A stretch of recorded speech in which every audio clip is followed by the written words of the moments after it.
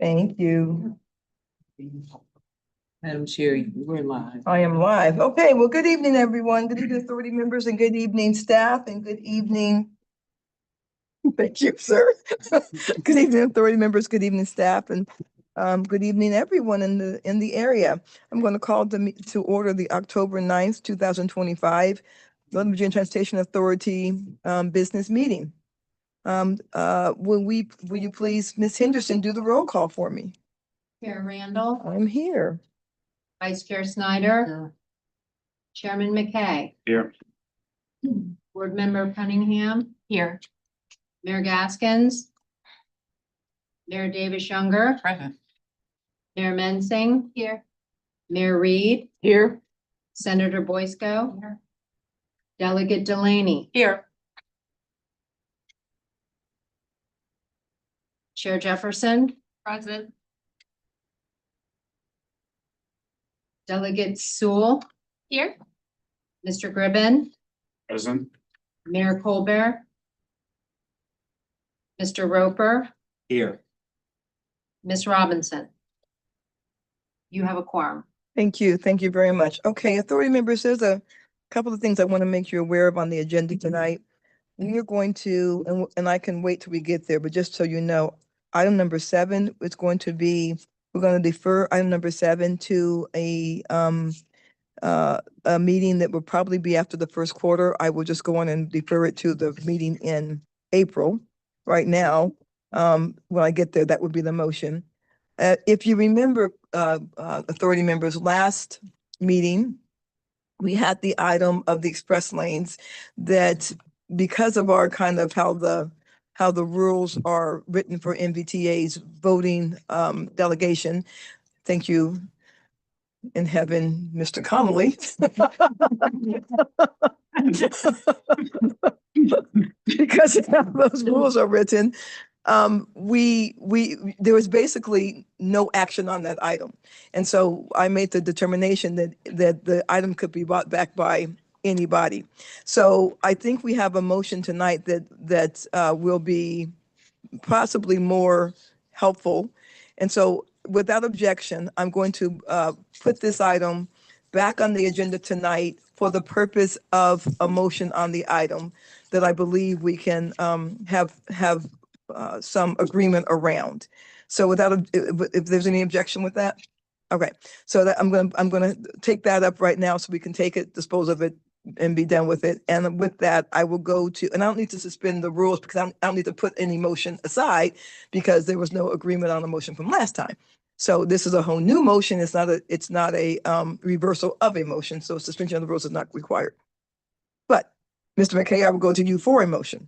Yeah, thank you, Madam Chair, and members will recall that were here and that weren't here. I made a motion at the last meeting to endorse a draft letter that was submitted to us that would have supported continuing work on the I-495 South Side Express lanes. And of course, we all know the outcome of that. There were a lot of people who abstained. And as a result, the motion didn't pass. So there was no letter of endorsement or support from NVTA. Subsequent to that, I've had an opportunity to talk to a lot of folks working on the project, including a number of members at TPB. And TPB meets next week.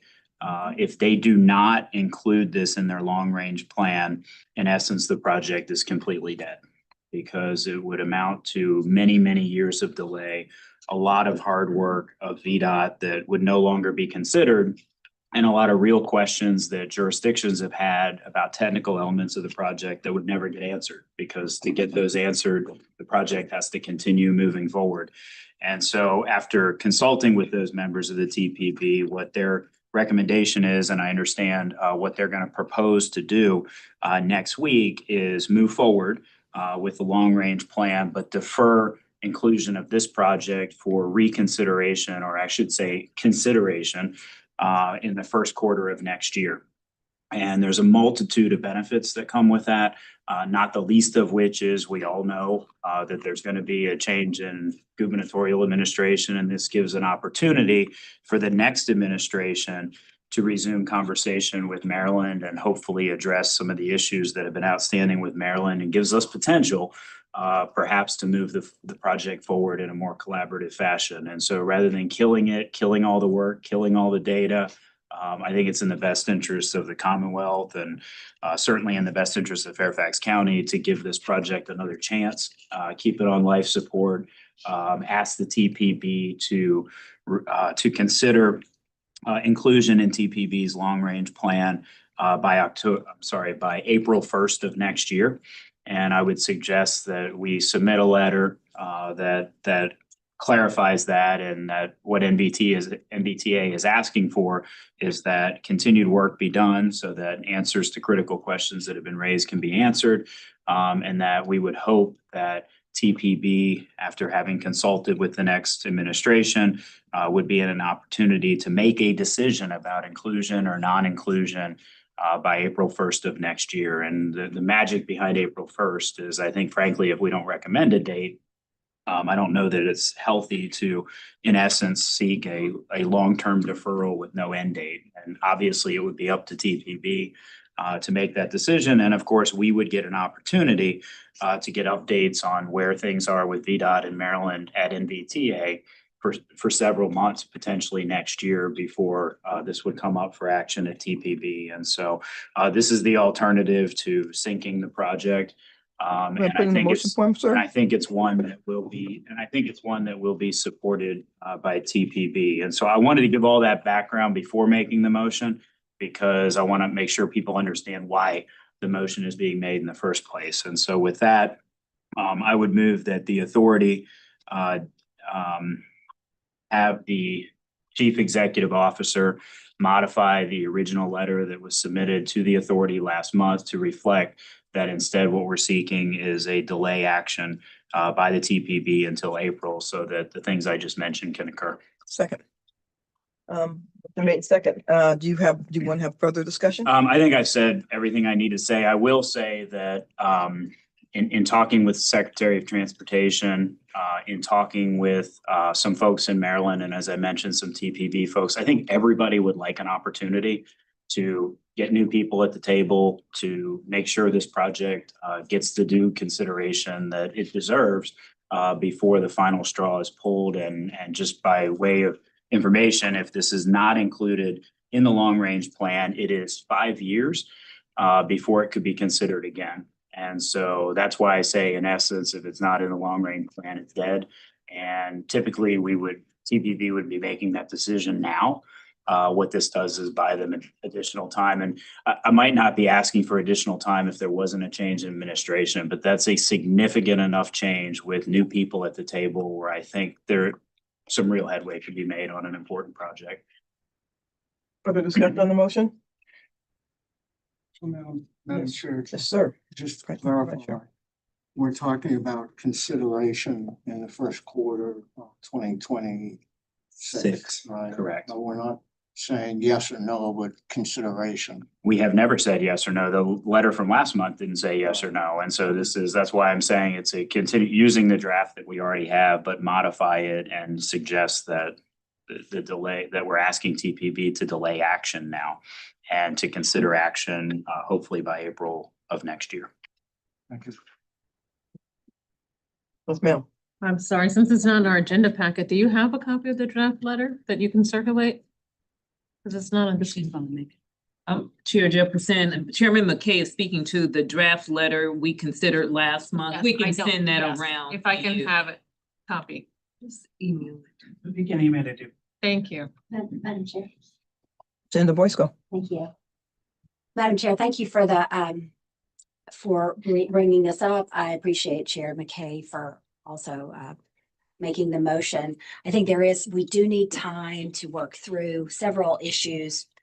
And I am supportive of delaying the vote at TPB. I'm a member of it. And I will be supporting this motion. Wonderful. Chair Jefferson, did you want to see the letter before you voted? I would like to see the letter before I vote, because I'm also on TPB. I haven't had conversations with Fairfax about this. And the reason I abstained was after talking with with Mayor Gaskins, who's not present today. So I would like to see a copy of the letter before I vote. If we want to see a copy of the letter before we vote on this, then what I could do is table this item till the end of the meeting, so everyone can maybe have it dropped in their email and they can take a look at it, and then I'll pick the item up at the end of this meeting. A motion to table has no discussion on the motion to table, but I need a second on the motion to table. I will second it. Motion to table has been seconded by Vice Chair Snyder. All in favor, say aye. Any opposed? Okay, we'll table this motion until the end of the meeting. Thank you. All right, let's go to the presentations. Virginia Passenger Rail Authority presentation. Hi, how are you? Thank you. I'm doing well. How are you doing? Doing well, thank you. Good evening. My name is DJ Statler, and I'm the Executive Director of the Virginia Passenger Rail Authority. And I'm sorry about that. Thank you. Thank you all for having me here tonight. I'm here to give you an update on what we're doing at Virginia Passenger Rail Authority. I was here a couple of years ago, and that was during what I call the unexciting time. That's we were created in 2020 and started work really in earnest in 2021. And the early years is a lot of design work, and it's really important, critical work, but it's not that exciting. It's exciting to plan. But I'm here today to give you an update and show you the work that we have completed and what's coming next. So just a reminder. I'm not waiting on the technology.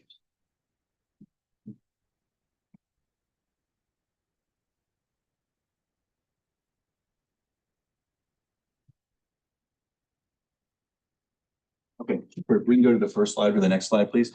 Just a reminder, we were created in 2020 with the General Assembly created the Virginia Passenger Rail Authority. And the reason we are here is because of the pictures you see right there. The traffic that we have all across the Commonwealth is not sustainable. And thankfully, folks in 2014, 2015 said there's a better solution than just adding more lanes, and that is passenger rail. Virginia has been a strong advocate for passenger rail starting back in 2009. When we had the first state-supported train that went out to Lynchburg. There was a lot of conversation between Amtrak and the state, and we thought there'd be about 30,000 riders. At the end of the first year, there were more than 100,000. So it showed very clearly that if we put trains in place in Virginia, people will ride them.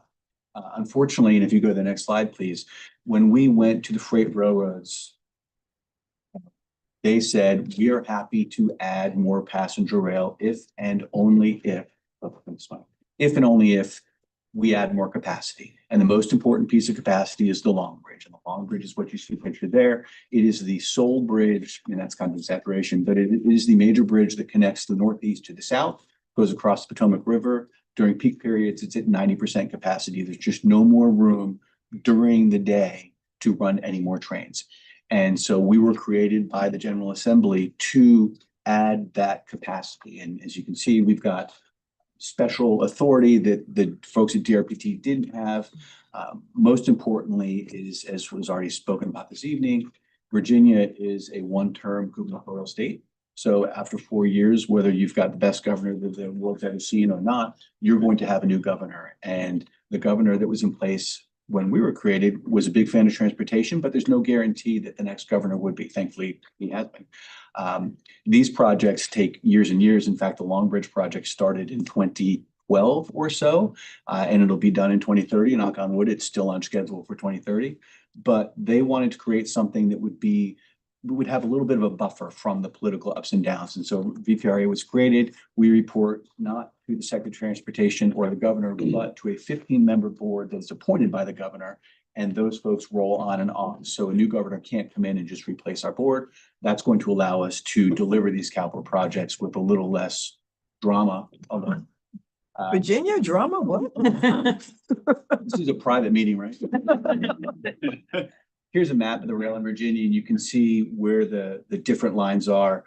Passenger lines, we were fortunate to be given the authority to be able to buy rail assets. For those of you that are familiar with passenger rail in the United States, the biggest reason that it's not reliable is freight train interference. Unlike what you see in Europe, what you see in Asia, where they have dedicated passenger track, we share the railroad with freight railroads. So we've got the VRE Railroad that is commuter, stop, start, stop, starts.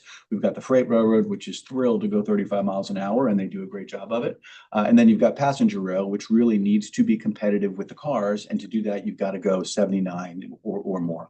And so what we're going to do, and what we started to do already, is we're going to have dedicated passenger track. Our mission is from Washington, DC, all the way down to Richmond eventually. So we will have passengers separated from freight. They won't be in our way. We won't be in their way. It's amazing. That is so cool. Here, and I'll go, I know I've only got 10 minutes and now I've only got 7 left, maybe 6. Here are just an outline of the projects that we've got. One of the most important things that was done when VPRA was created, and there are 2 that I'll touch on. Number 1, to create all of the capacity needed between Washington and Richmond would have been over $10 billion. And anybody that was presented with a $10 billion program would have laughed and said, okay, what's next on the agenda? So the folks that created VPRA set the portfolio of projects up in pieces. So it'd be small bites. We get this done, then we get this done. So it's in phases. The first 2 phases end with Long Bridge in 2030. And right now they're fully funded. So when General Assembly is in session, we can walk into folks' offices and Delegate Delaney, we're here to say hello. We're not asking for any money. And that really makes people a lot more open to what we're doing. I'm going to go through just very quickly the projects that we have from north to south. One of the biggest one obviously is the Long Bridge, and is starting right at L'Enfant Plaza and going south. We're adding 2 dedicated passenger tracks, again, from L'Enfant down across the river into Virginia. We started that work already. We're updating the crash walls that are underneath the Salamander Hotel. And you see we're getting a lot of work done there for future bridge supports. The Long Bridge is split into 2 separate packages. It's the north package and the south package. This right here is work on the north package. Interestingly, the bridge itself is about a 2-mile project that goes from the Aquatic Center in Virginia all the way to L'Enfant. The bridge over the river is the easy part because that's kind of separate. Well, not kind of, it is separate from the current infrastructure. It gets complicated once you get into DC because, and we'll talk about that in a minute. So we split it into 2 separate projects, 2 separate contractors are doing the work. Here's some of the work that's being done right around Main Avenue.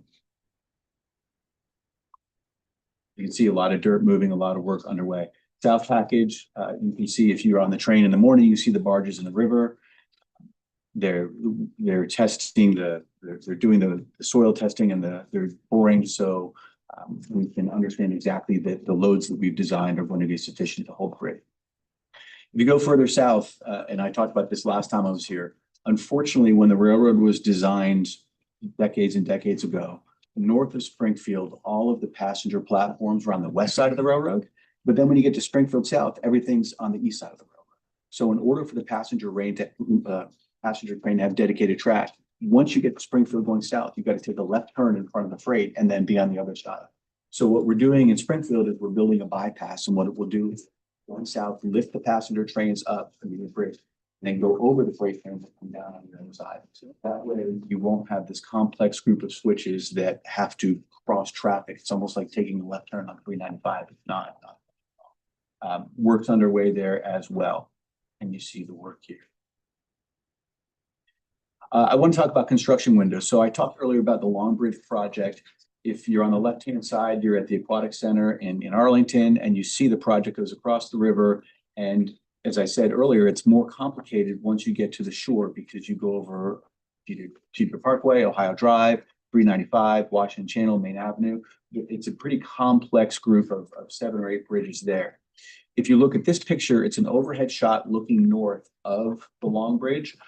On the river, starting on the far right, you've got the existing rail bridge. You've got the Metro Bridge, the yellow line that goes into the city, and then you've got the Car Bridge and the 14th Street Bridge. If you look between the existing Long Bridge and the Metro Bridge, that's where our new bridge is going to be. It is really, really tight. It's a technical term. And then as you go into the district, you can see the Metro Bridge goes under the tunnel there. And then the railroad bridge that exists now goes right along 395. And as you can see, as you get into Washington Channel, there's just not a lot of room at all. This is the designer rendering of what it's going to look like when it's completed. the existing Long Bridge you see and then the new Long Bridge are separate entities over the river. So once you get just past that metro track going underneath, it becomes one entity, and it's going to be one structure that's going to hold all 4 tracks, 2 passenger, 2 freight. That's important to note because while we're over the river, we can do work while the railroad's still running. But once we're right next to those other tracks, we cannot foul those tracks and allow the railroad to still run. That becomes a challenge because if you're doing work in the District of Columbia, because of noise and vibration regulations, you can't work before 7 a.m. and you can't work after 7 p.m. And spoiler alert, all of the trains that want to bring people into the city are doing that. So we had a challenge of when are we going to have the construction team do the work?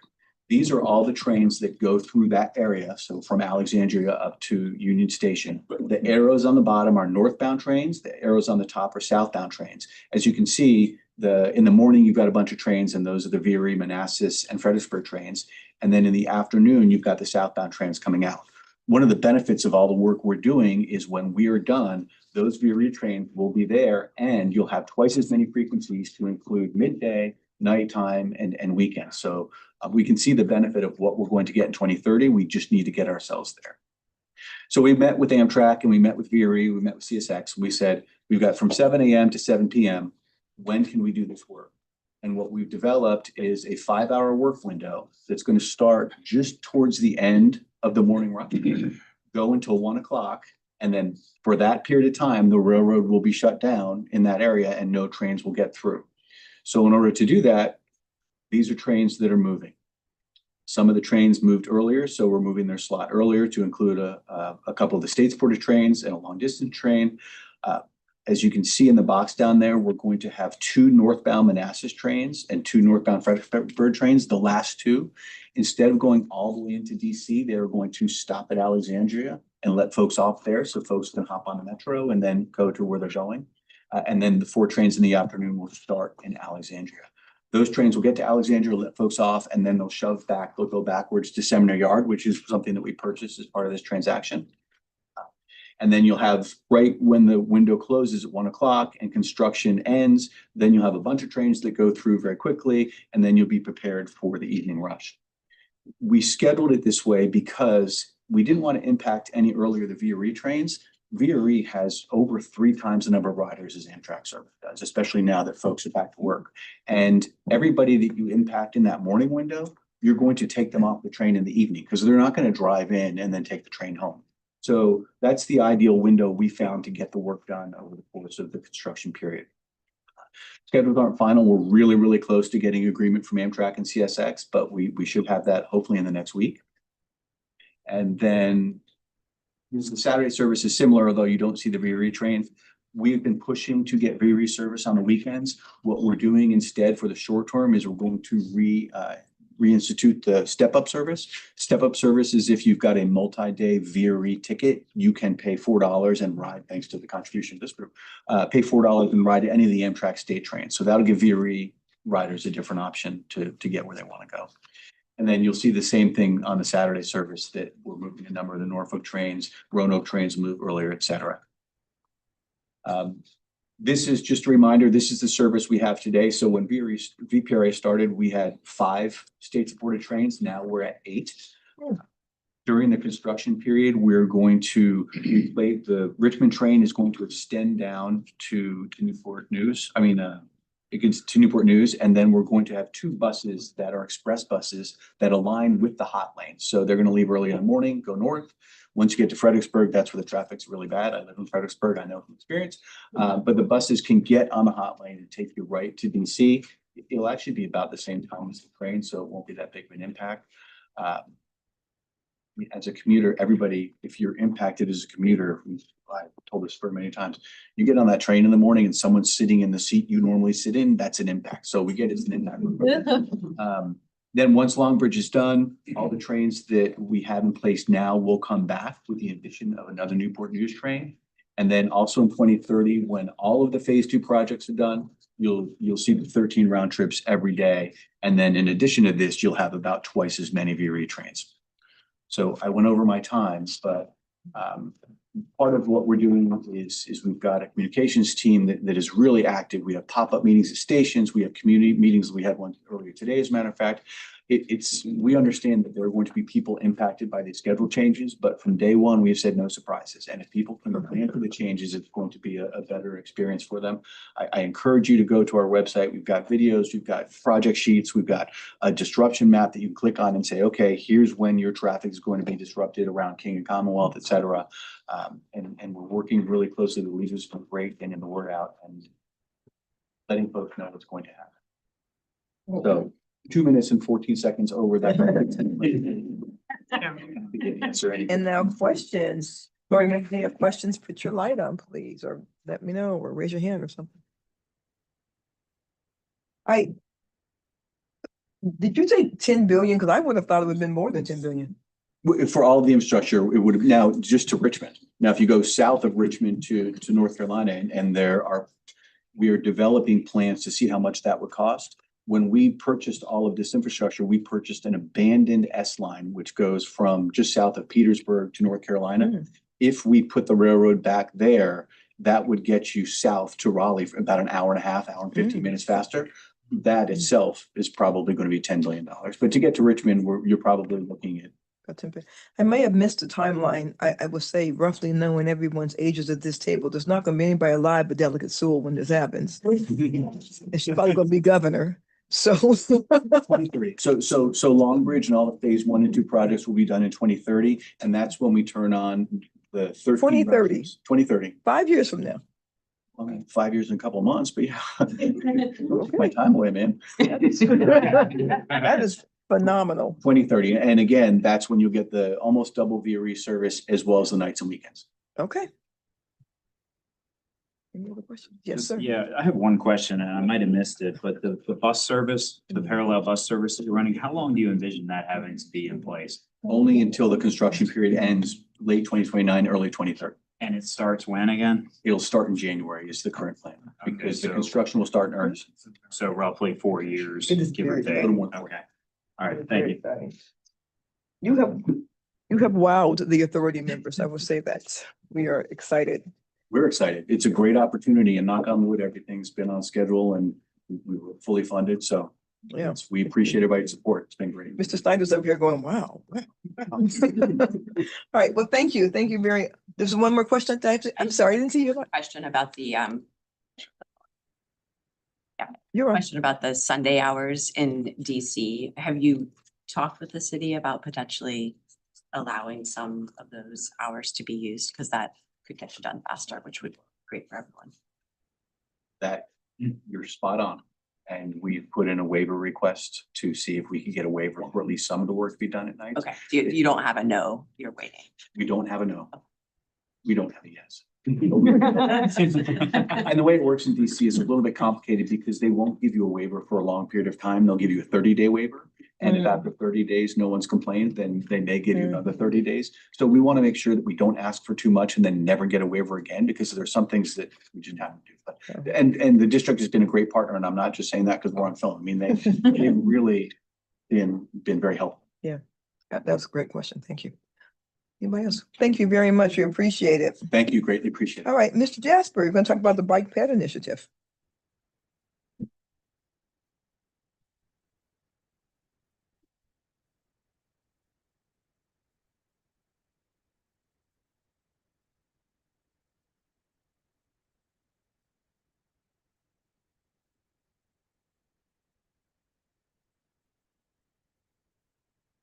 Chair Randall, members of the authority, good evening. This evening I am deputizing for Starla Cuso, who is MBTA's project manager for this initiative, which is the regional approach to funding Northern Virginia's bicycle and pedestrian infrastructure. But I'm delighted to introduce to you Kate Widnes from Kimberly Horn and Associates, and she is our consultant project manager for this work. She is the lead Northern Virginia transportation planner at Kimberly Horn, where she has worked for the past 13 years. She supports multiple localities across the region and country, preparing planning efforts of all scales, including active transportation plans, equity analyses, project prioritization, and resilience studies. Ms. Widnes is based in Kimberley Horn's Reston office next to Wheelie Metro East Metro Rail Station. And she will provide a status update on the initiative momentarily. First, though, I'd like to give you a quick recap. At your May 9th meeting, this body approved a letter to the Senate and House Transportation Committee chairs, Senator Bagby and Delegate Delaney, regarding their request on March 17th for a study on funding NOVA bicycle and pedestrian infrastructure. MBTA staff subsequently obtained the services of Kimberley Horn and Associates, a national firm of engineering, planning, and design consultants to conduct the work. Kimberley Horn had previously led the development of VDOT's study of potential bicycle and pedestrian infrastructure needs, which was published in December of 2024. This became the starting point for MBTA's current work. Ms. Widnes was also Kimberley Horn's project manager for VDOT's study, so we maintain continuity with that work. Further, Kimberley Horn is supporting the work at the Senate Joint Resolution number 28 Subcommittee, affectionately known as SJ28, on the growing needs of public transit in Northern Virginia. Kimberley Horn's role in the SJ28 work is to conduct funding research analysis to calculate the potential incremental revenue for 15 revenue sources at the local, regional, transportation district and statewide levels. This will help the SJ28 subcommittee understand potential funding solutions to the regional transportation operating and capital needs / funding gaps. And we consider that will also be of great help to this work as well. Earlier this week, we distributed our draft report to the stakeholder group for this initiative for their review and comments. In addition, we have shared the draft report with MBTA's Technical Advisory Committee and Planning Coordination Advisory Committee for their endorsement, hopefully, later this month. We have kept the RJAC informed throughout this process. I anticipate we will seek MBTA's approval of the report at your November meeting. And following the briefing from Ms. Widnes, we welcome your initial reactions and any guidance you wish to give us before we finalize that draft report to bring it to you. You have not got the draft report in the packet, so don't worry about that. We have a presentation slide deck in your packet, which will give you the overview of where we are and where we think we're headed. So with that, I will hand over to Ms. Widnes. Can everyone hear me all right? All right, thank you, Keith.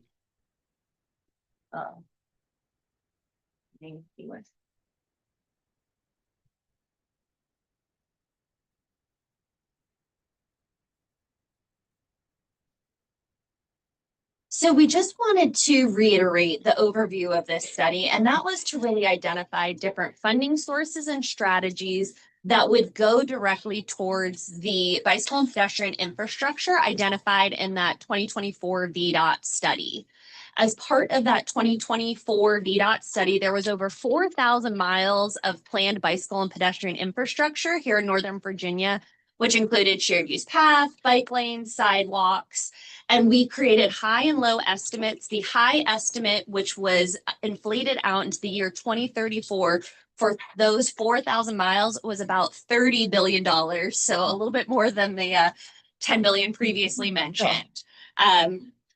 So our approach to this initiative was really in 3 different steps. We researched and reviewed and assessed different existing funding sources as well as future funding strategies to understand their applicability to being implemented here in Northern Virginia for bicycle and pedestrian infrastructure.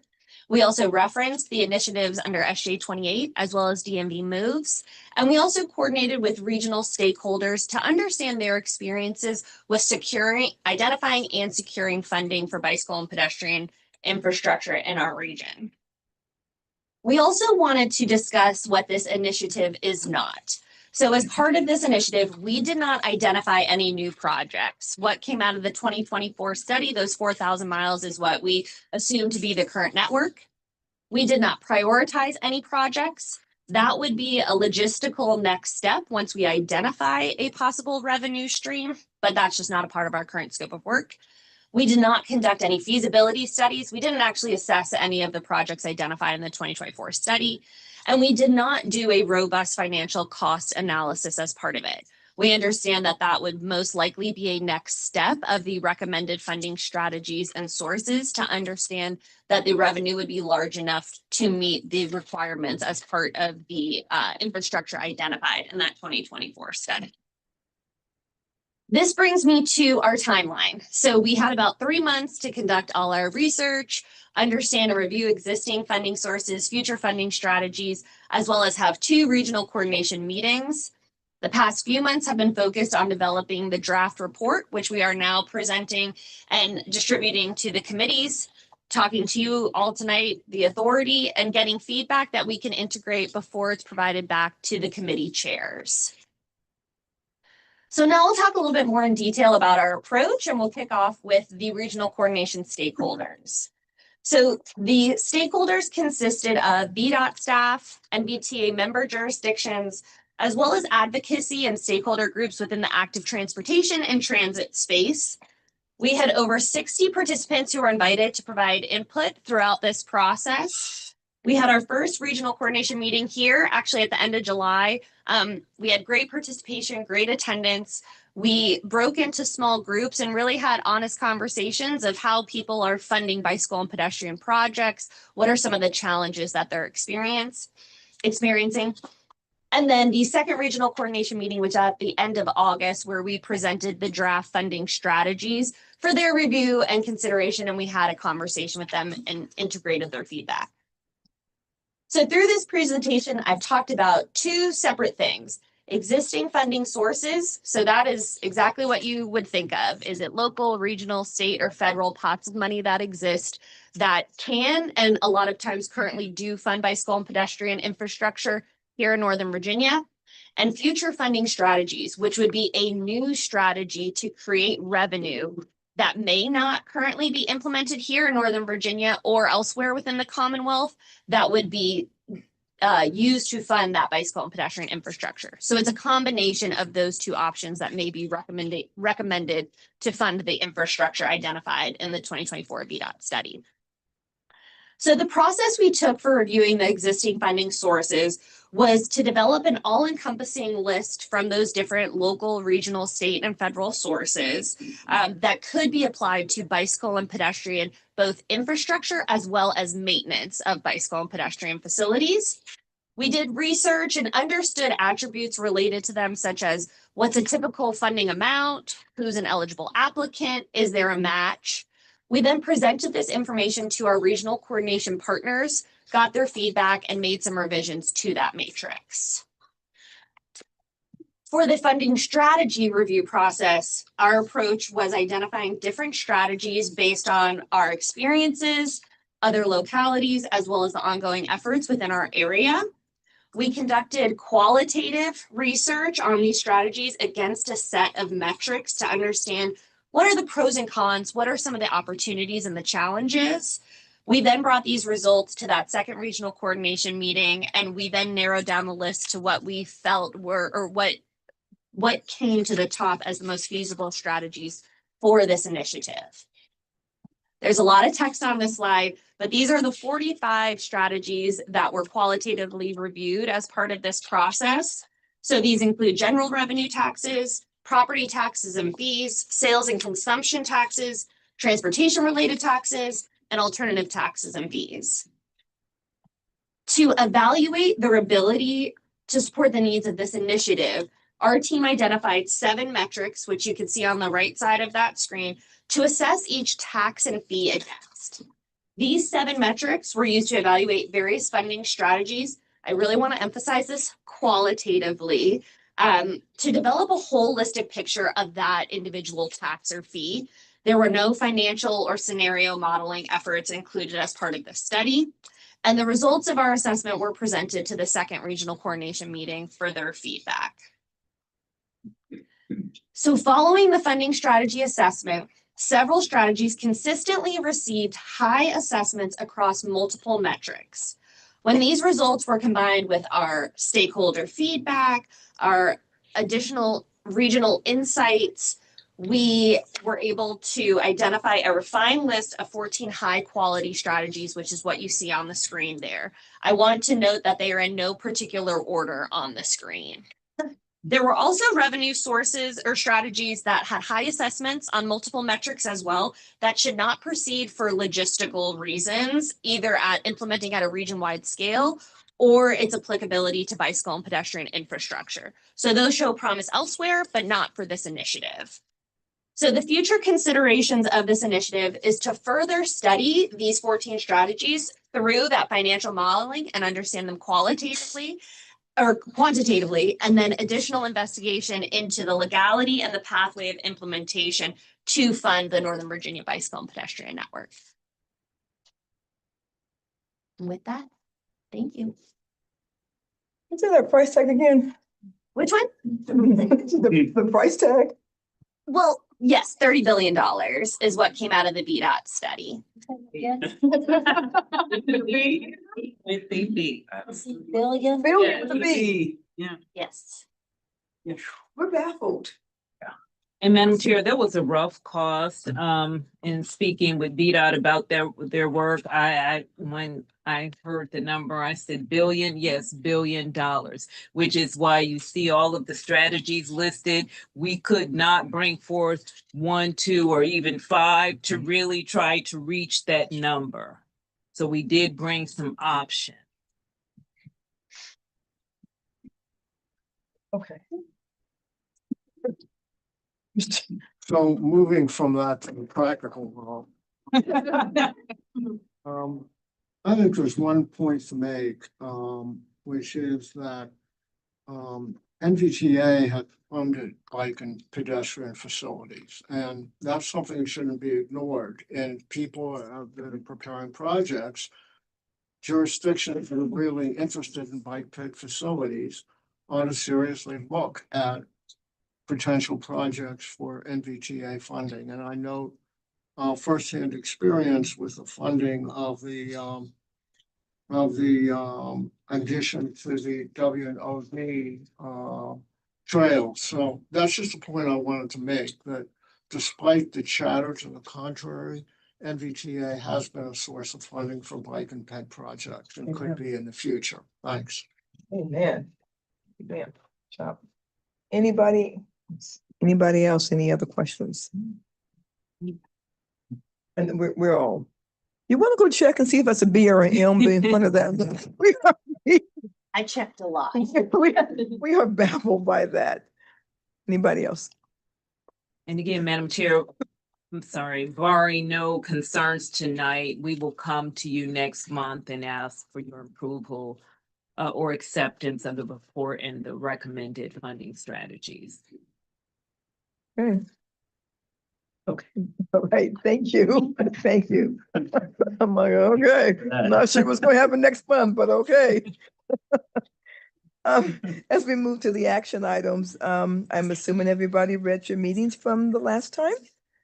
So I will make a motion for approval of the meetings from the September 11th meeting. Is there a second? Seconded by the vice chair. Discussion on that motion.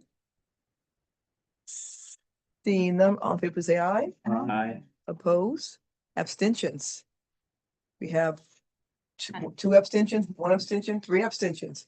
You weren't here last time? You weren't here last time? You know what? You came in like with 15 minutes of the meeting to go or something like that. That was a couple. Okay.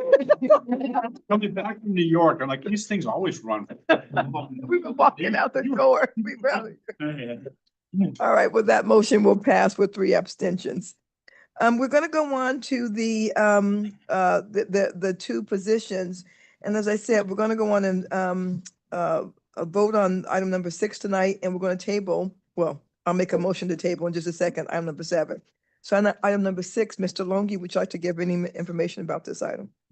Thank you, Chair Randall. This position, the request for this position was endorsed by the Finance Committee in February of this year. I want to give a little background to lead up to this. For this fiscal year, or the last time we brought a budget proposal up, we did request 2 positions that were granted, and we've used those positions as was specified for project delivery. But further background, the authority, as you know, is required to revise and amend the transaction plan every 5 years. That is a 5-year process. What happens during that is we have traditionally asked for staffing for planning at that point. But then there's 2 years of very intensive activity that occurs with transactions, and then we have 3 more years. So what happens is that that staffing increase then gets used to cover transaction increases, where you see the finance has typically requested positions every couple of years. The planners, because you don't hire somebody for just 2 years worth of work, they get hired for the 2 years that it takes to do transaction. And for the next 3 years, they're dealing with the growth that we have in project approvals, project applications, project monitoring. It's very important to note that for every reimbursement that finance handles, planning has touched it multiple times. Almost 60% of every reimbursement request requires a planner to be involved with it to work it through the reimbursement process. And that's time very well spent. I mean, I'll note that we had a project reimbursement, without naming anybody because it was an innocent mistake, that embedded maintenance costs in the capital project that we funded. Had our planning team not caught that, that would have been repeated for year after year after year, because this is a very long-term project and a very high dollar value one. And so when it did come time to correct it, it would have been very painful for everybody. So there's a lot of planning work that occurs with every financial reimbursement that we do. I'm going to kind of skip through most of this and try to give you an abbreviated version. But again, as part of the background, it's important to note that we have 104 active or soon to be active SPAs. Each one of those is an individual contract. Each one of those will end up with packages of reimbursements. Some of these reimbursement packages, yes, they can be $100,000. We've had them as high as 30 million.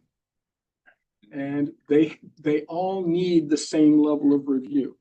In July of next year, we expect that with the 2-year update to the 6-year program, we'll be adding even more projects that obviously are going to take some time to move through the system. So again, the positions that we asked for this year were not part of that growth. They were specifically tailored to project delivery and grants management. But I'll note that nobody in NVTA has a position description that is single task oriented. Our project delivery and grants manager will be giving you a presentation later tonight on the 5-year strategic plan.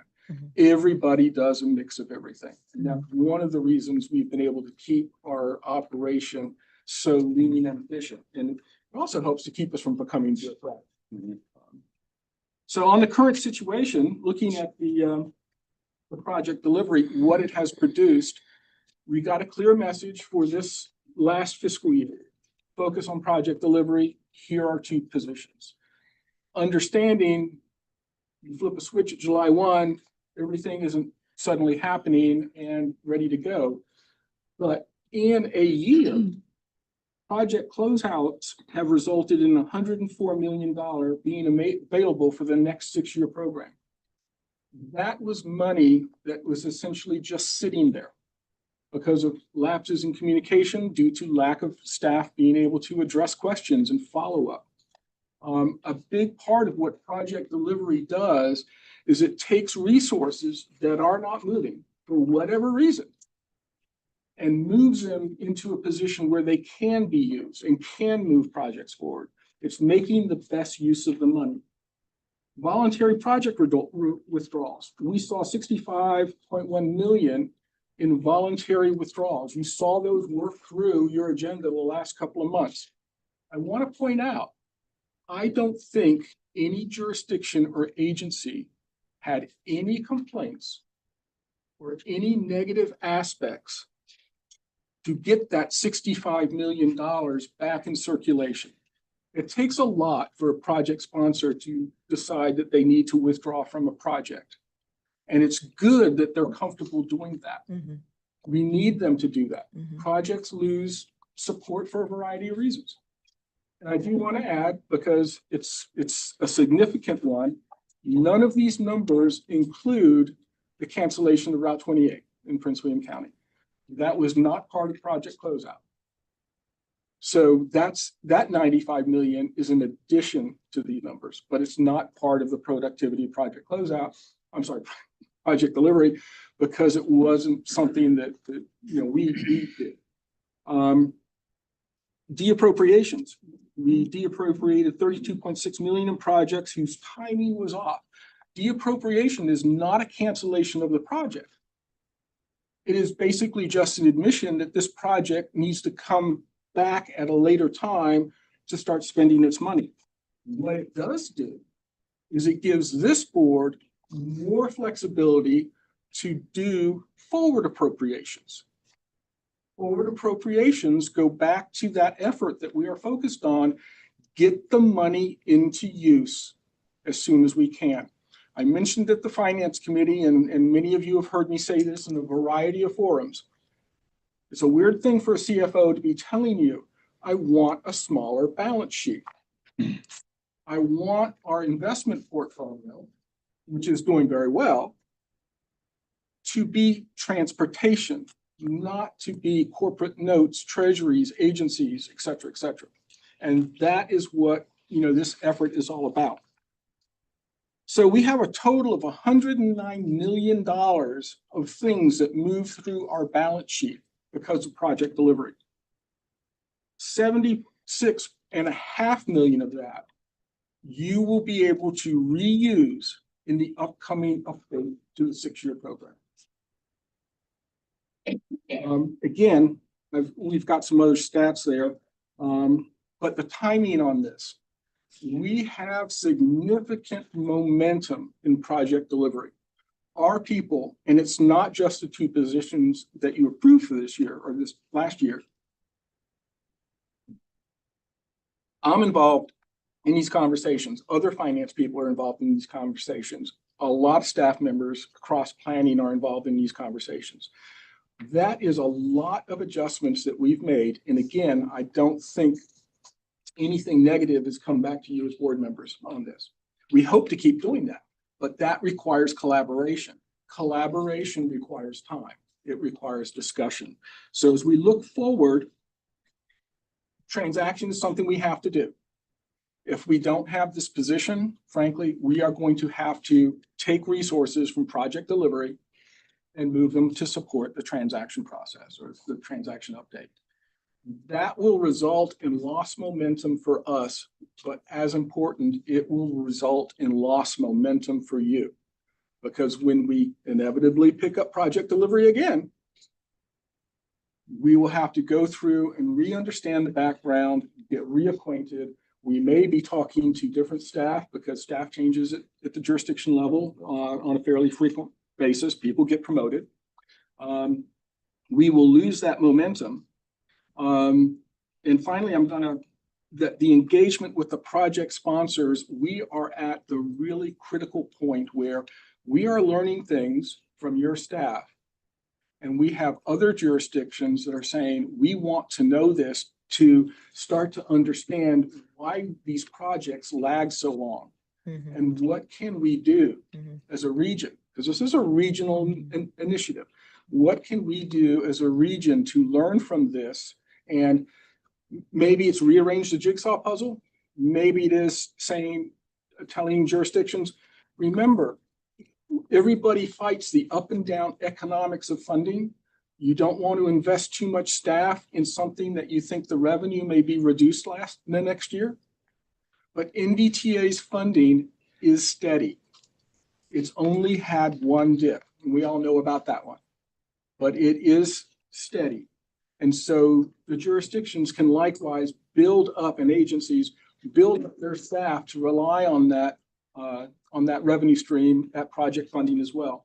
I'd mentioned at finance, we are managing a 17-year funding pipeline worth billions of dollars. We are currently doing it with 21 people.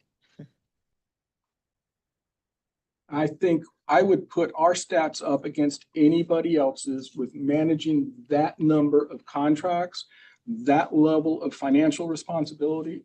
Planning positions are as important as finance positions. Communications positions are as important as the rest of it. And I think the staffing level, we just really need this position. Okay. With that, I'd be pleased to respond to any questions. Let me make the motion and we can ask questions inside the motion. How's that sound? Move us along a little faster. As chair, I'll make this motion. I make a motion that we approve of the MBTA authority, the Northern Virginia Transportation Authority, approve an additional regional transportation planner position and the related FY 2026 budget adjustments. Is there a second? Motion is made and second by, thank you, Senator Boysko. Discussion on the motion or questions? Thank you, Mr. Longi. That was really very helpful is what I would say first. And I would also say, although HB 2013 does not allow MBTA money to actually travel outside of Virginia, this is not just Northern Virginia regional. It's National Capital Region regional, and that people from Maryland who come into Virginia to work or to recreate or to worship or whatever, also are very much benefit by appropriate long-term planning. And there will be times when it would even be appropriate for them to talk to their counterparts, not just in Northern Virginia, but in DC and Maryland as well. And we are doing so much. And, Vice Chair Snyder has really rubbed off on me a little bit, and that we talk so much now about not just building roads, but other opportunities for planning.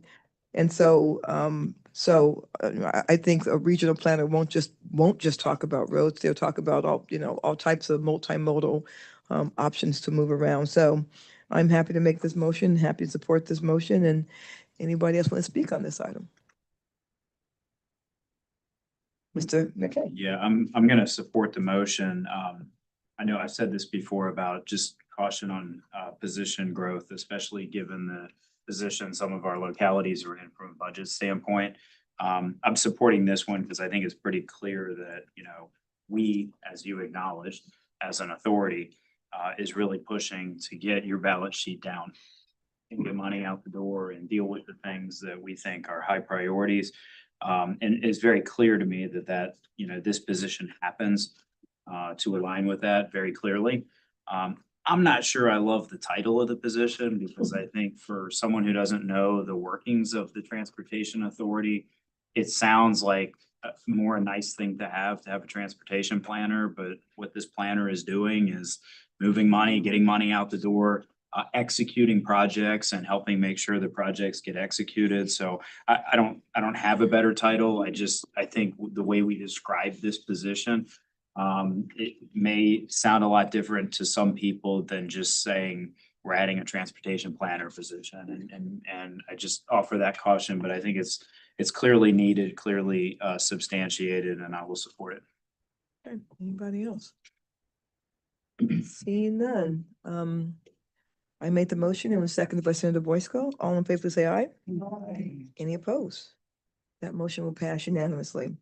All right, the second position, the communication insourcing position.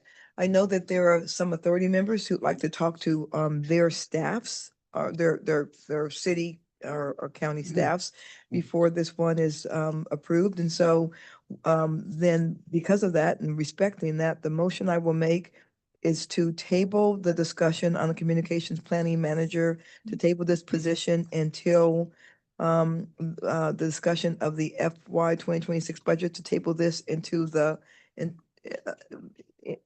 at least April 1st. It's a motion I will make.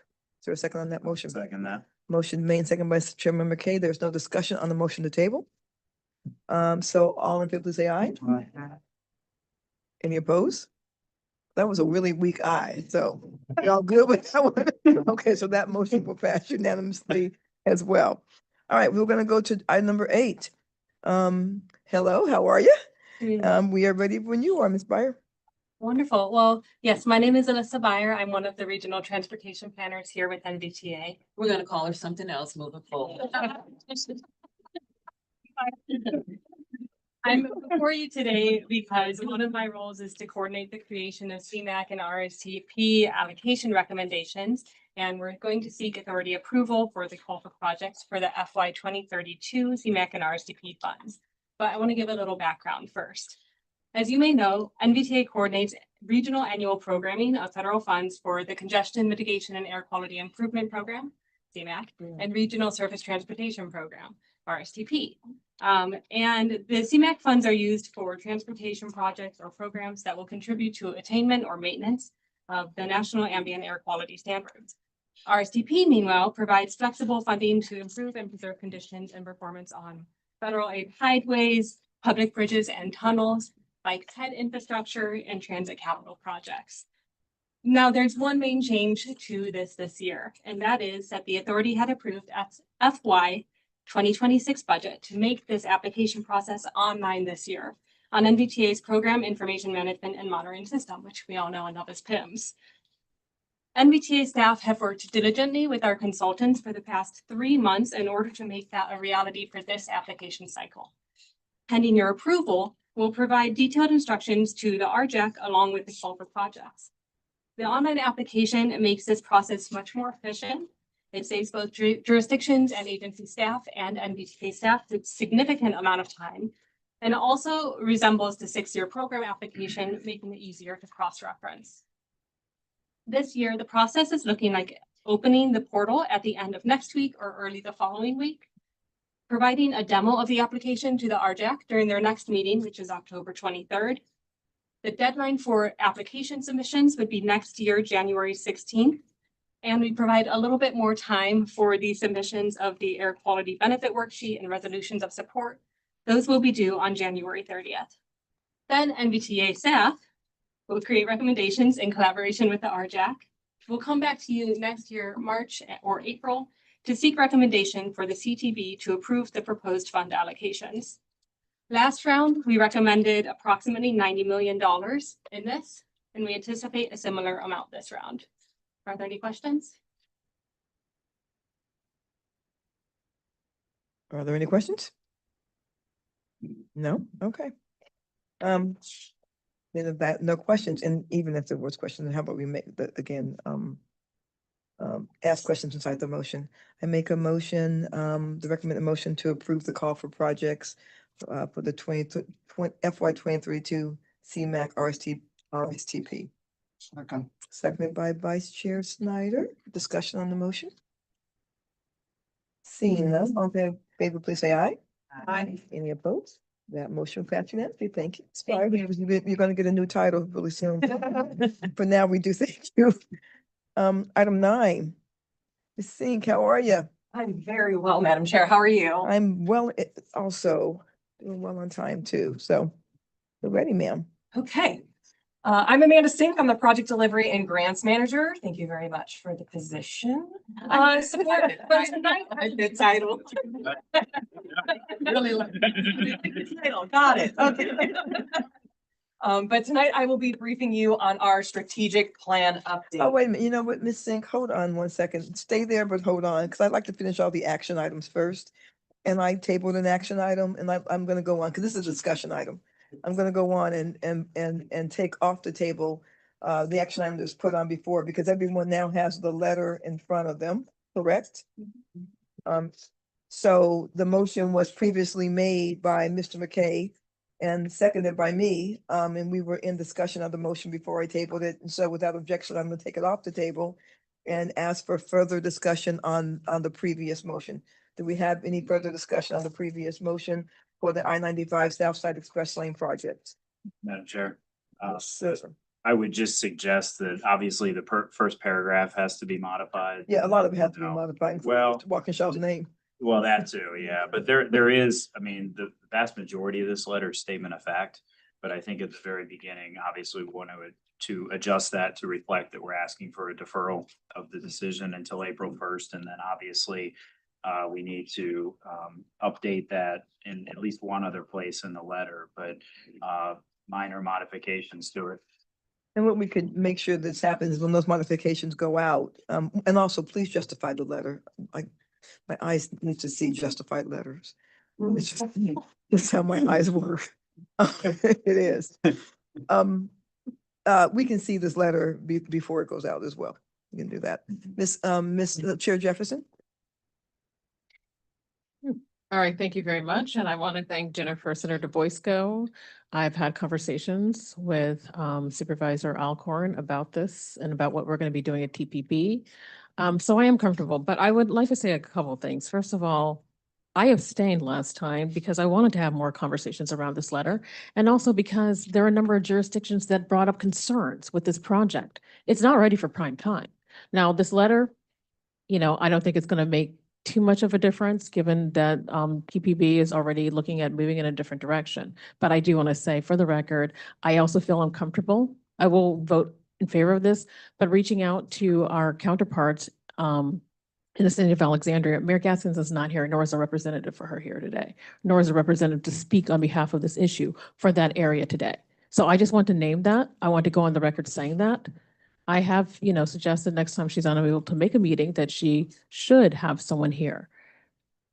This does not feel good, but again, I'm also on TPB and this will be delayed. It will more than likely be deferred until a new administration comes in. So the letter is, I don't know, for lack of a better word, pro forma. We'll send it. But this is just personally not how I like to do business. So let me respond to that. One, Mayor Gaskins knew that this could be brought back because it was said at the last meeting that this could be brought back and anybody could bring it back. And two, Mayor Gaskins is in California. Yes, So she's not sick. There's nothing wrong. She's in California and had she wanted to send somebody, she could. I have spoken to her. And so she is aware of what's happening and she is in California. So I think that, we need to be clear that we're not doing anything that one was not known to the public, and two was not discussed at the last MBTA meeting, and three it was said that anyone who wanted to bring this item back because of how our rules are in MBTA could. So if anyone wanted to have anybody else who was going to be here, if they were going to miss the meeting, bring it back, they could have done that as well. And so it's important to also state that the way I do business is openly with full transparency and on the record. And that's exactly how this was done. I would like to add real quickly too. Again, I am also not just on MBTA, I am on TPP. I haven't had any discussions tonight. I don't know why that is. I have reached out to people, but I've had those discussions. And in terms of doing business transparently and openly, I have corresponded with her as well. I'm aware that she is out of town. She is in California. I will stick by what I said. As will I. Any other discussion on the motion? Mr. McKay? Yeah, just very briefly, I want to clarify something again. We're not taking a position on the project. And as the letter very clearly states, there are outstanding concerns of jurisdictions that have not been answered. So it is incorrect to suggest somehow that there are outstanding issues and that this particular maker of the motion is not concerned about those. My jurisdiction has submitted a very thorough, long letter with a list of concerns that we have, and it's been made very clear to me that we will not get answers to many of those questions unless this project continues to go down an analytic path. And if the project is killed, and killing projects before you can get the answers to the questions that the public needs is also not transparent. And so what we're not doing is taking a position on the project. We are merely taking a position that we want work to continue on it. We want TPB to consider it once we have an opportunity for a new administration to evaluate this. But my board and myself as chairman are on record with a list of outstanding concerns that we have. And so this is not a question of whether we're comfortable moving forward with the project or not. It's a question of whether we're comfortable getting the transparent answers that jurisdictions and the public need on this project. And we cannot get there if we just walk away. And walking away from projects where significant money and resources have been invested in them already, especially absent a single strategy to address the gridlock in this corridor or a single alternative that would reduce the gridlock in this corridor, it would be reckless. And as the person whose jurisdiction is most largely affected by this, to go to the public and say, we let a project and all the investment done on this project die without a single alternative on the table to address a 1 hour delay in a no build scenario. Certainly, I wouldn't think any elected official would want to be in that position. And so I just want to be clear about what this is, what it actually is doing, and why it's important to keep the analyzing of this project moving forward, and to give the next administration an opportunity to make a call on this instead of sitting here today and killing that opportunity. Ms. I would like Beckman, to- just for but the we're not- record, I have not recognized you. Ms. Beckman, for the record, who is the now new chair of TPP? Madam Chair, I believe as of the start of the TPB meeting, Supervisor Walter Alcorn will And take Supervisor Alcorn sits on what board? Fairfax County. Thank you. And I just Madam want to say Chair. quickly, I did have a conversation with him. That's I why. have not recognized you. I recognize the vice chair. After the vice chair, I recognize you, Mr. Chair. Thank you. All right, just a quick comment. I support this proposal. There's more work. I'm interested to see what more work can be done. I have an open mind. And I do think the last two paragraphs of the letter are gonna have to be amended because they do imply support, and what we're talking about is, carrying forward consideration in the first quarter of 2026. That's my understanding. So I'm going to assume that the letter will have that state that very clearly. Thank you, Madam. So let me just ask a clarifying question, Mr. Vice Chair. I am assuming, I guess it's for everybody, that before the letter, before I sign or send this letter out, everyone would like to see it Yes. drop in your box. That's easy to do. And so then you can feel, so just at least know that everyone has seen it in advance. Would that help?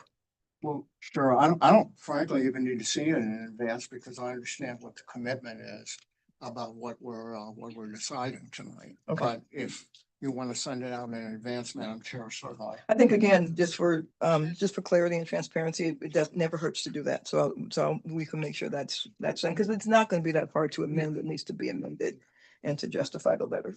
But after that, we can do that. Chair Jefferson.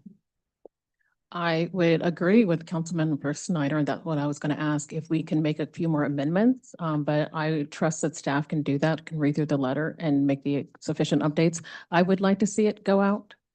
And a lot of my comments, again, I was mentioning why I abstained previously, because there are concerns lingering, and I just wanted to make sure that that was noted, that yes, this is a letter. It will go to TPP. I am a member of TPP. We will ultimately make the decision, not this body.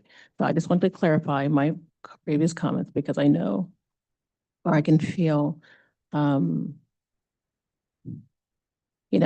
just don't want to make sure that I'm being that anything I said was misconstrued. Chair McKay. All right, Mr. McKay made the motion. I second the motion. Discussion has been had on the motion. All in favor, please say aye. Any opposed? Any abstentions? That motion will pass unanimously. All right, thank you, ma'am. Did you have a One question? abstention. You have one abstention, I'm sorry. Everybody else over there good? Okay. Okay, we're back. We are back. Thank you. We're back. Okay. Strategic plan hat for next 5 years. Okay. Quick outline of what I'll be going through today is just a reminder of the approach that we're taking to this 2025 5-year strategic plan, the approved vision, mission, core values and goals that we adopted. Then we're going to go into the meat of the draft strategies, and that's what's presented to you today. This is not an action item. This is a discussion item. So this is more for information to be presented to you. And then we'll go over a little bit of next steps and how we're going to get this final plan to adoption. So as a reminder of our 5-year strategic plan, the approach that we're taking is this beautiful pyramid that I have up here that outlines all of the elements that we have within our strategic plan. At our top of our pyramid, we have our vision, mission, and core values. That is our North Star guiding our strategic plan. Within that, then we have our goals, strategies, and then metrics. The overall approach that we're taking to this 5-year strategic plan is to maintain and enhance performance of MBTA's primary responsibilities while addressing other urgent and unmet regional transportation needs. So just as a reminder, on May 8th of this year, the authority adopted that top half of the pyramid, the vision, mission, core values, and the goals. And on this next slide here, that is a reminder of what you have already adopted.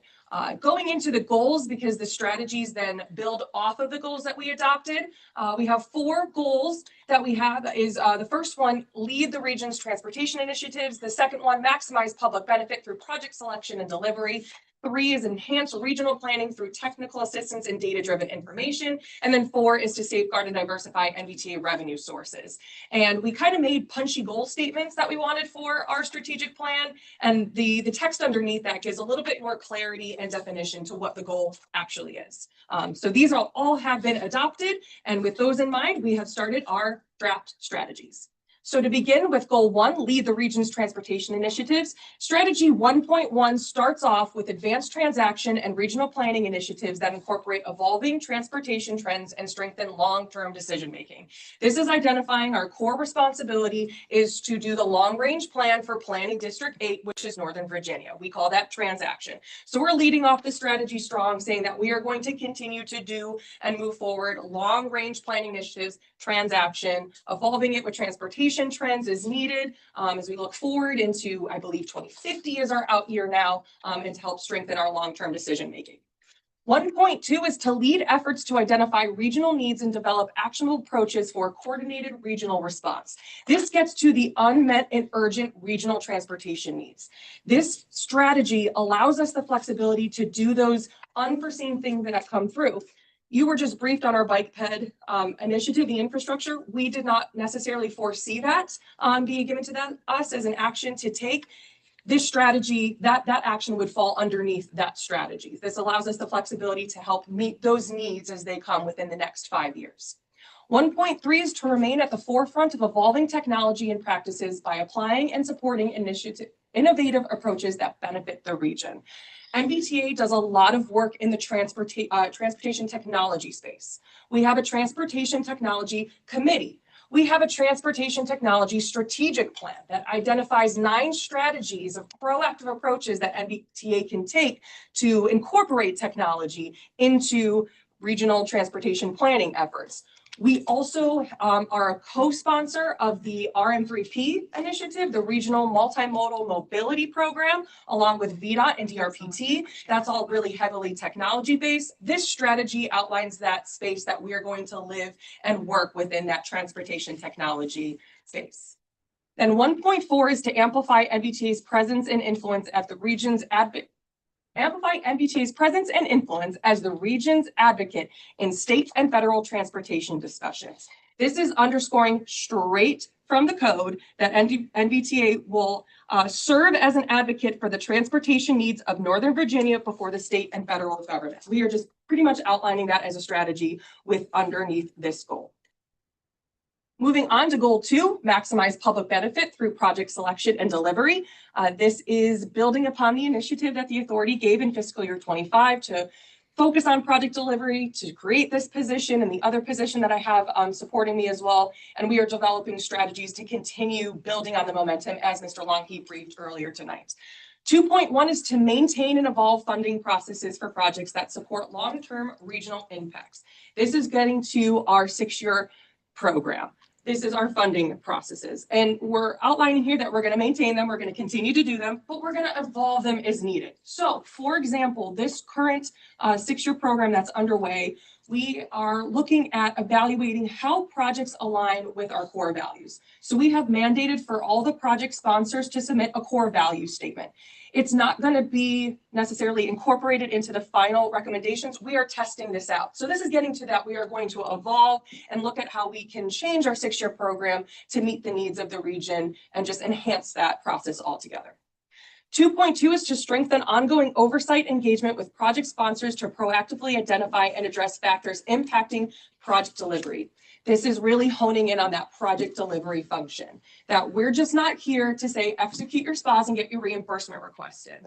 We want to help the region. We want to help project sponsors to deliver these projects.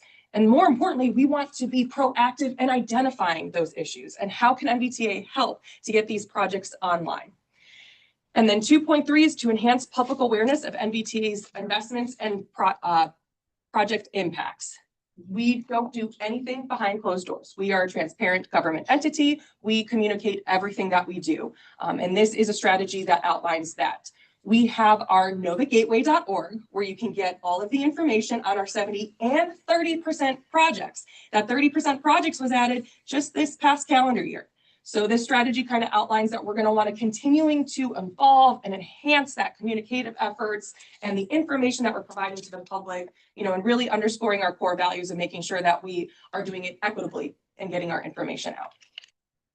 Goal 3, enhance regional planning through technical assistance and data-driven information. Everything MBTA does is data-driven. The numbers don't lie. We have a goal that outlines that we do that, and we're going to continue to do it. And the strategies underneath that start off with 3.1 to increase MBTA's data analytic capabilities to lead the use of evolving tools, methods, and technology. Technology is constantly changing. We've built over the past couple of years our in-house modeling capabilities, and we're constantly looking at other data analytical tools to use to evaluate all of this data that we have within the region and to inform all of the things that we do, like the 6-year program, like transaction. TPP right now is evaluating a new model. This is a strategy that outlines that MBTA wants to be in that space and still continue to use evolving technologies. As the new things come out, Power BI is a new thing. We want to be able to get that capacity to use it and then put it into practice.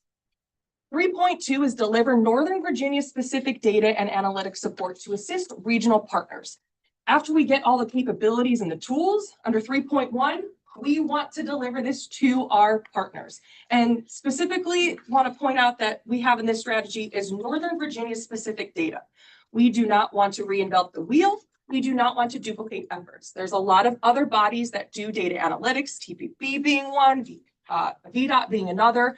But we find that there might be a gap in the data analytics specifically to drill into Northern Virginia specific. So TPP looks at the DMV region as a whole. MBTA can kind of look at the granular level of Northern Virginia, but even goes so far into looking to maybe just jurisdictional level or 2 jurisdictions if it's a multi-jurisdictional level type thing.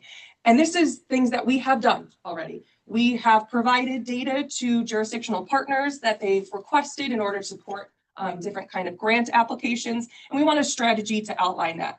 And we will do this as needed and probably specifically for those jurisdictions that are a little bit smaller, have a little bit smaller of a staff and need a little bit more support to do that because they don't necessarily have the in-house capability. So we're kind of helping filling that need as needed. And then 3.3 is enhance public and partner access to MBTA data and continue delivering clear data-informed messaging. Again, we don't do anything behind closed doors. If we are going to create a database, we are going to share that with our partners. We are going to share that with our public. And then we're also going to continue to use that data to deliver our messaging. And then our final goal, safeguard and diversify MBTA revenue sources. This is getting at that we're a large funding entity. We have a goal that's going to outline that. 4.1 is to protect and strengthen MBTA's long-term funding capacity through disciplined financial stewardship and reliable future-focused planning. This is a strategy that overall outlines that we're going to maintain our credit rating. As Mr. Long, he briefed early in the night, we have a 17-year outlook in financials for funding projects. That's getting to that future-focused planning. We want to be able to, have the money when applicants apply in our 6-year program. MBTA is going to deliver. We are a reliable funding source, and that's that strategy that's outlining that. 4.2 is to evaluate MBTA's investments and economic benefits to the region and the Commonwealth. Again, I think, Madam Chair, as you mentioned, MBTA is not just MBTA, it's region-wide and it's Commonwealth-wide. After every 6-year program, we do an economic analysis that evaluates all of the money that's going into the region, the benefits, the economic benefits it's providing to the region and to the Commonwealth. That strategy outlines that we're going to continue to do that. We're going to evolve it, enhance it, make sure we're really drilling down into the data of what our money is going into and what is getting the benefit in the economy. And then 4.3 is to pursue competitive funding opportunities that leverage a regional approach and enhance NVTA's capacity to serve as grant applicant and recipient. The other half of my title, grants manager. In fiscal year 25, the authority directed us to kind of look into getting into the grant space. And we needed a little bit more capacity to do that. We wanted to write a strategy that's flexible enough that we can kind of fill that space as needed over the next 5 years. There's a lot of things going around. The federal level, the IIJA is coming to a close. What's going on with authorization? We wanted to write a strategy that was flexible enough that we can look into pursuing those competitive funding opportunities as they come available. And we're not supposed to be competing with the region. We want to leverage a regional approach. We want to leverage NVTA's position as a regional body to help the region get this funding. And then also to expand the capacity to be able to receive those federal dollars if that's, something that we're going to eventually be successful in.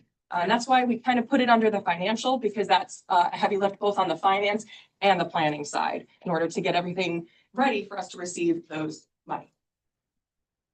So now that I kind of went through all of the strategies, that's the bottom half of the pyramid, we have the very bottom, the metrics, and kind of how are we going to do that? And how we're going to do that is by maintaining a living document. This strategic plan is not just going to be adopted and sit on a shelf and then never touched again until the next 5 years when we have to update it. We want to continue to use this as a guiding mechanism for what we're going to do. And then we also want to assess ourselves on what we're doing. And how this document is going to be living is through the metrics. We will provide annual reports on the strategic plan and report on metrics. Metrics are going to quantify NVTA's work, everything that we're doing underneath those strategies, and then we're going to assess how we're doing at accomplishing the goals that we outlined for ourselves. So that's basically how this document is going to be maintained and how it's going to live. It's going to live through the metrics. And then my final slide here is the next steps. So just as a little recap, we reviewed draft vision, mission, and core values, as well as the goals. Those were adopted on May 8th. And now we are here, we're reviewing our draft strategies. These draft strategies were presented to the RJAC, the Regional Jurisdiction and Agency Coordination Committee. Those are made up of all the staff members of the jurisdictions in the agency. We also presented this to the Technical Advisory Committee and the Planning, Coordination, and Advisory Committee. And all of those bodies received the same information. They had no comment, no edits to them. All were kind of in agreement with the direction we were going. So it is now here for you today to discuss and consider, and we'll take your inputs. And after all of that, we're going to wrap them up and then put this together into a formalized plan to hopefully bring to you next month for full adoption. And with that, I'll open it up to questions and discussion. Wow, that was amazing, and thank you so much. Questions for staff? In some ways, this is almost like, the counties are required to update in some way our comprehensive plan, our general plan, our land use plan, whatever you want to call it, every 5 years. In some ways, this kind of mirrors that. And so I like that although not required, I like that you're doing this. It's a living document you have to update every 5 years. My only, not question, but maybe comment, on goal number 4, safeguard and diversify. The safeguard part, we talked about this earlier in governance, governance. So NVTA is the, I think, only agency or organization that the reason our money is at risk is because we have too much on the bottom line. So in some ways, safeguarding the money is what Mr. Lonke said before, getting it out the door faster. And we want to make sure that that is known, because I thought we had done that before. We had certainly talked about it, and as it turns out, it wasn't. So that has been kind of so important to me ever since 2018. So thank you for putting that down there. Literally the word safeguard is important to put that there. So, yes, sir.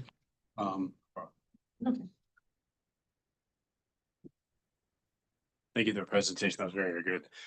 To follow up on Chair Randall's comment, what metric do we use to determine sort of the ability that we have to deploy capital to improve transportation services in the region?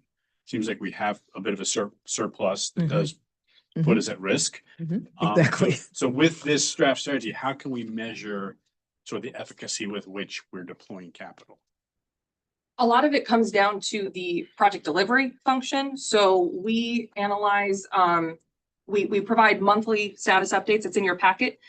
We have the monthly status updates on all the projects, and we show kind of how the approved amount is then being executed amount as well. We do quarterly analysis, where we're showing that big funding graph that I briefed in April, where we're trying to show that we are matching our expected amount of our approved projects of what we expect to spend, and that they're reimbursing at that rate. So those are kind of the metrics on the numbers of how we're going to approve that. And Ms. Bechtel, did you have something to add, Mr. Hall? Thank you. And Mr. Gribbin, we don't have any excess capacity. Every dollar we have is programmed. And this is something I really try to reiterate because, and I said this in GPC, in 2018, when revenues were diverted, we were doing out-year programs. We weren't doing out-year funding programs. Now we're doing out-year funding programs. And even with that, every dollar is programmed to a project. If you go to our audit, which you will see next month, you will see in the appendices all the projects that we've approved. And then there is a line item with the funding, and it's a zero-sum game. That is incredibly helpful. Is there a way that we could somehow be clearer about the fact that these dollars have already been assigned to particular projects in terms of like just calling a different color of money, right? I mean, so we have cash. Yeah, like we have cash, we have that we use to operate, right? We have funds that have come back to us that have not been allocated yet, and then we have allocated funds. And I guess Mike does a phenomenal job of explaining the finances, but that, to be honest, that was somehow lost on me, that as this number is going up and we're earning more money off it, which is a good thing, but those are already allocated dollars to. Absolutely, absolutely. So we can always look at better ways to communicate that, but frankly, we need you all to communicate that as well, especially as we approach the start of session. We're always talking about it, and we put it in our reports and documents, both our internal reports and external reports. But I think hearing it from you, this body, goes a long, long way. And what we've told people, taking what happened in 2018, it happened. Okay, it happened. We were asked, though, what does this mean for projects?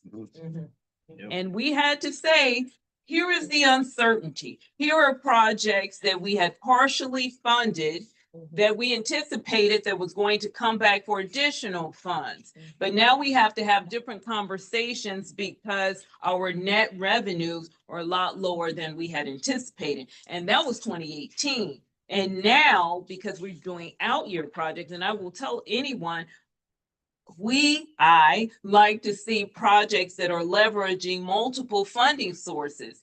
You lose your leverage when funding sources are pulled off of projects. And we want to be in a position to keep advancing all of these projects. We don't want to have to say, oh, now we have an issue because the anticipated revenues when you adopted the funding program are not there. And it wasn't because of catastrophe that happened that we couldn't control. And I would also say, I think kind of we have two secret weapons that we did not have in 2018. One is named Delegate Sewell and one is named Senator Boysko, because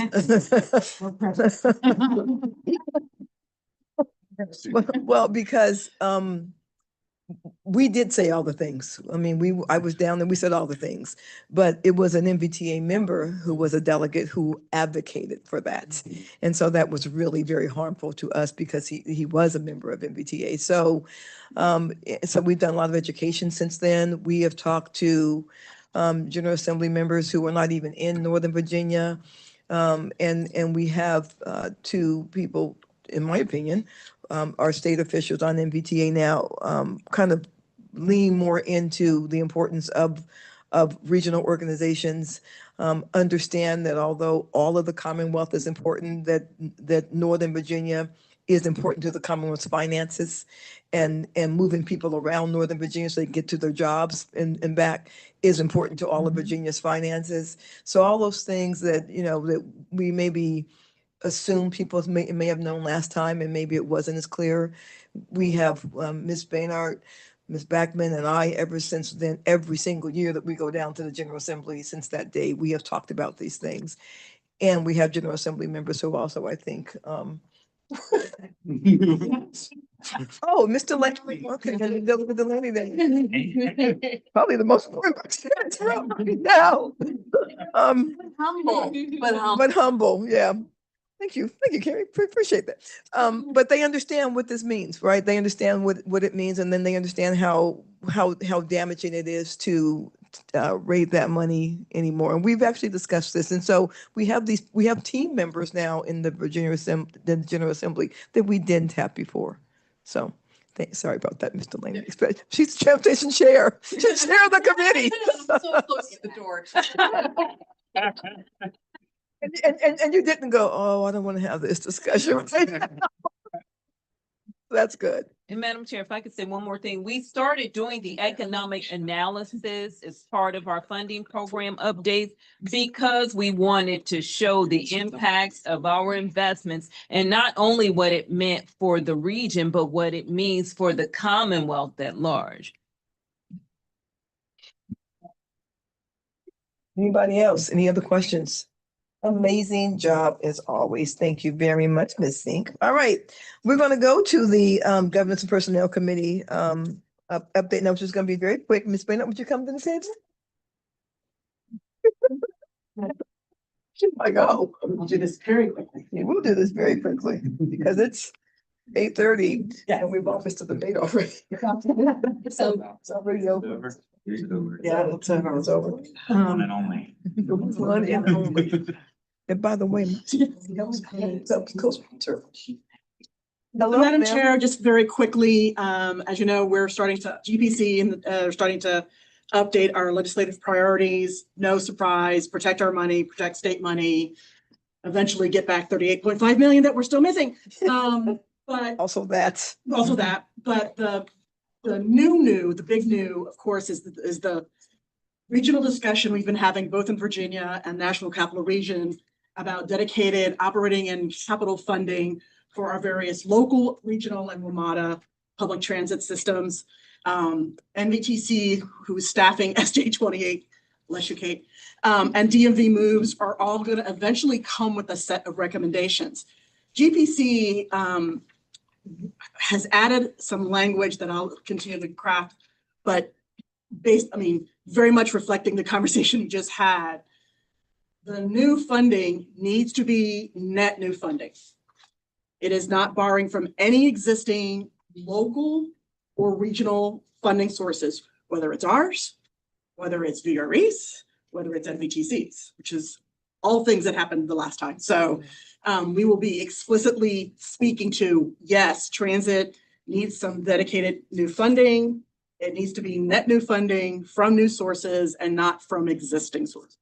So that'll be a language for that. So hopefully in November, SJ 28 and DMV Moves will give us some final clarity on their recommendations, both from an operational and policy and cost effectiveness and collaboration among the region, as well as funding needs and possible recommendations on how to raise such funding. So that's what I have from a GPC perspective. And Mr. McKay and I are both on DMV Moves. And so just so I repeat to the full authority and everyone online, what I said earlier is, I have asked the staff to craft some language for DMV Moves when we're there that I will ask to add to the discussion that talks about the importance of having net new funding as we go through this process, and not going back to the well of any regional body, us and any other regional body. And is Ms. Tice still here? Yes, she is. Right in the back. You're blind. There you are. Okay. And we're going to ask that MBTC, MBTA, DMV moves, and all the jurisdictions literally have the same language. Every jurisdiction having the same language will be very powerful in their legislative package, exactly. If we all have the same language. And so it's not heard once or even twice, but over and over again by General Assembly members. And of course, between Mr. Laney, Ms. Boysko and Ms. Sewell, we also know that they will carry that language as well. And so just for the record, I do plan on doing that, and Mr. McKay, I'll get with you and we'll figure out that language and can put that forward. Any questions? Any questions or any issues with that at all? Okay, great. Thank you, ma'am. Appreciate it. Finance Committee. Thank you very much. There's a written report there. Any questions about the written report? What I do want to say, and Mr. Long and the entire staff takes credit for this, is that we heard from the independent auditor who will issue an unmodified clean report. And that will be up for approval by the entire authority at the next meeting. Are there any questions at all on finance? That's good news. Not seeing any. Surprising, but And again, a lot of hard work being done by the NVGA staff, and thank you for that. Thank you. Your PCAC and TAC report are in your notes in your package. Did anyone have any questions on either of those committees? Mr. Snyder, do you have anything on TTC you want to report? Really nothing to add. If anybody has any questions about the written report, feel free to contact me or contact me. Thanks. Thank you. Ms. Beckman, the CEO report. Madam Chair, I'd just like to remind everyone that the resolutions of support for the 6-year program update for the applications that were submitted are due October 31st by 5 p.m. Again, it is an electronic submission. I wouldn't wait until late for something, just in the spirit of transparency. Additionally, the State of the Region's Transportation event is coming up. It is Wednesday, October 22nd. Please register or let us know if you would like to attend. We will have Mayor Gaskins, Clark Mercer, Nuria Fernandez, who is a recently retired administrator from FTA, speaking on the panel after my slideshow presentation. Lastly, we are also in the process of updating transactions, the region's long-range transportation plan. Again, it is that time of year. Your current plan was adopted in December of 2022. So working backwards, this update will be adopted in December of 2027. The RFP is out and we have a deadline for submission for October 21st at. Thank you very much. I appreciate that.